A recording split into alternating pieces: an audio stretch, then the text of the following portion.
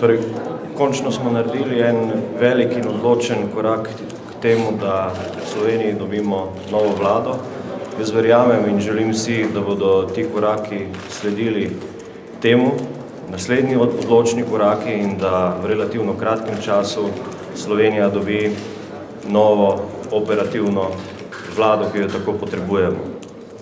Jaz upam, predvsem pa si želim, da bo dialog, ki bo potekal med koalicijo, ki se je danes dokončno vzpostavila in seveda opozicijo,